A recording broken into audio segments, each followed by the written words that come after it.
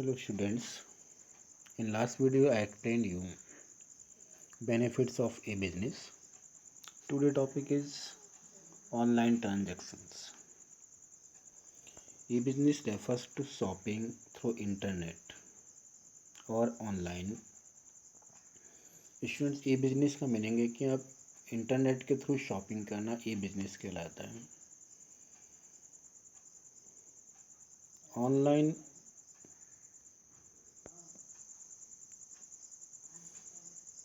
opens up the whole world as one shop. कि online है जो आपका थ्रू इंटरनेट है वो पूरे वर्ल्ड को एक शॉप के लिए एक शॉप की तरह बनाता है. With a simple click of a computer mouse you can order any commodity from any part of the world.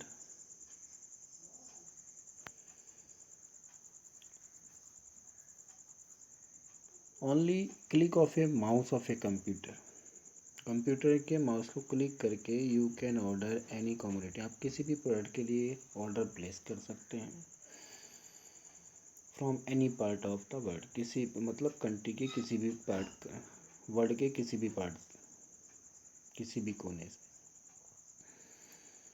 The world wide web has extended the international market place which gives the customers unlimited choice. Due to online transactions, e-commerce has created a new and large space in which buyer and seller can exchange information and also enter into business dealings. Students, कि online transaction जो है वो e commerce has created a new and large space. Online transaction जो है एक new large space को launch करती है या ओपन करती है जिसमें buyer and seller can exchange information. Buyer और सेलर जो है अपनी इंफॉर्मेशन को एक्सचेंज कर सकते हैं. Also enter into business dealings, और अपना बिजनेस कर सकते हैं. There are 4 phases of doing business in e business और ऑनलाइन. स्टूडेंट 4 फेसेस हैं ई बिजनेस के करने के. First is registration. Before online shopping one has to register with the online vendor by filling up a registration form. Before online shopping करने से पहले has to register with the online आपको register करना पड़ेगा अपने वेंडर को by filling up a registration form भर के. In this form you have to give a password to protect your account. अपने अकाउंट को प्रोटेक्ट करने के लिए आपको एक पासवर्ड यहाँ पर देना होगा. Otherwise anyone can log in your account. और कोई भी व्यक्ति, कोई भी अनऑथराइज पर्सन आपके अकाउंट को ओपन कर सकता है. Second is placing an order. In online transactions, the order can be placed by picking and dropping the item in the आपका shopping cart. Student, shopping cart से आपको अपने प्रोडक्ट को सेलेक्ट करना होता है. Shopping cart is an online record of what you have picked up while browsing online. जब आप ऑनलाइन ब्राउजिंग कराने के शॉपिंग कर रहे हैं तो उसको आपको एक रिकॉर्ड रखना होता है. रिकॉर्ड रखा जाता है ऑनलाइन कि after being sure of what you want to buy, जब आप ये श्योर हो जाते हैं आपको ये परचेज करना है, then click checkout.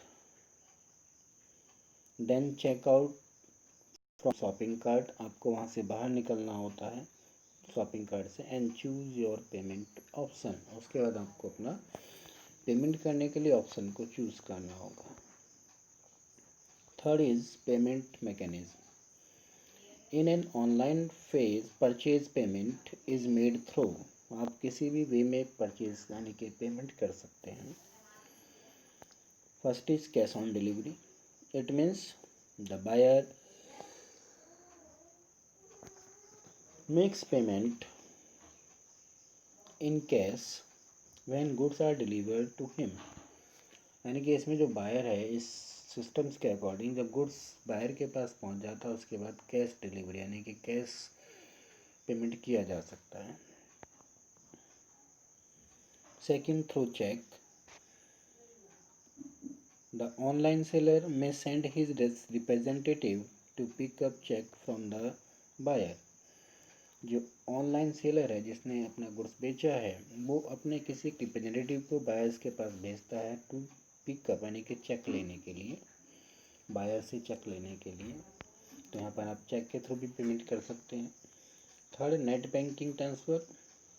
Modern banks provide facility of electronic fund transfer over the net. यहाँ पर जो है जो बैंक्स हैं वो ये फैसिलिटी प्रोवाइड कराते हैं कि आपका फ़ंड जो है वो इलेक्ट्रॉनिक फ़ंड ट्रांसफ़र फैसिलिटी के थ्रू ट्रांसफ़र कर देते हैं। The buyer can transfer funds from his account to the seller account. और इस फैसिलिटी के अकॉर्डिंग जो बायर है वो अपने अकाउंट से सेलर के अकाउंट में फंड्स को ट्रांसफ़र कर सकता है। नेक्स्ट इज क्रेडिट और debit card. These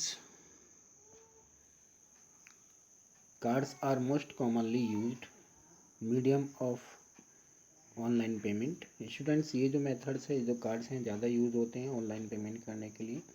95% of online payment are made through the credit card. Credit card से 90% पेमेंट जो है आपका पीपल जो है क्रेडिट कार्ड को यूज़ करते हैं to pay the payment. Next is digital cash. This is a cash which exist only in the cyber space. Student, ये कैश ओनली साइबर स्पेस पर ही अवेलेबल होता है। The user of this cash has to deposit fund. जो इस cash को use करता है वो अपना फंड, अपनी मनी डिपॉजिट करता है in the bank. Then bank issues a special software. तब बैंक जो है उसको एक स्पेशल सॉफ्टवेयर प्रोवाइड कराता है that allows you to withdraw digital cash. तब वो आपको डिजिटल कैश को विड्रॉ करने का परमिट करता है। And you can use digital cash to make payment. और इससे आप जो है अपने किसी भी शॉपिंग को करने के लिए इस कैश को यूज़ कर सकते हैं।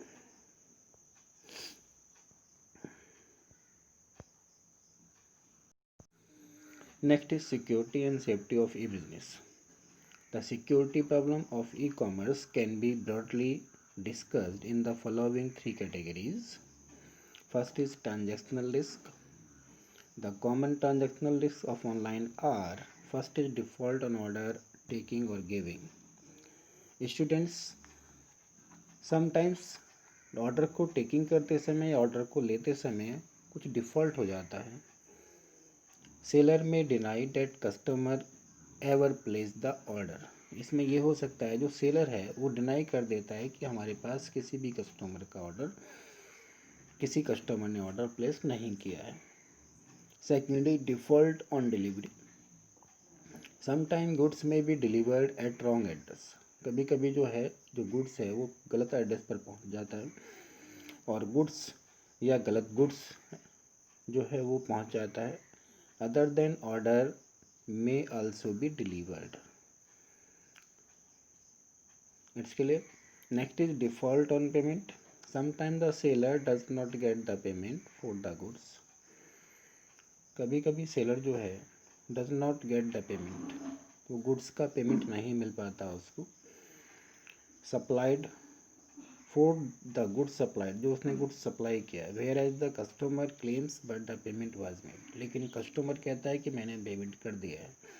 तो these are problem in transactional risk, यानी कि ट्रांजेक्शनल में प्रॉब्लम होती है।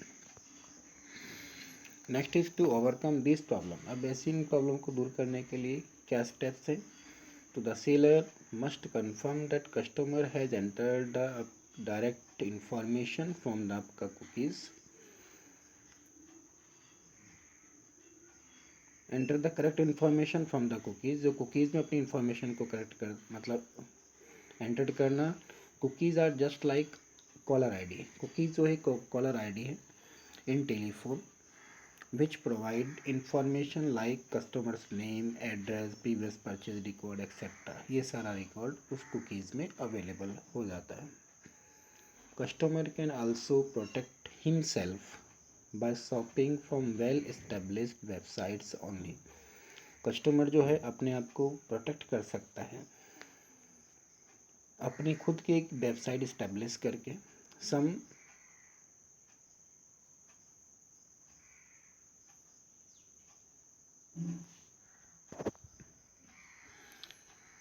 Some diverters also assure customers regarding sellers identity, sale record, locations etc.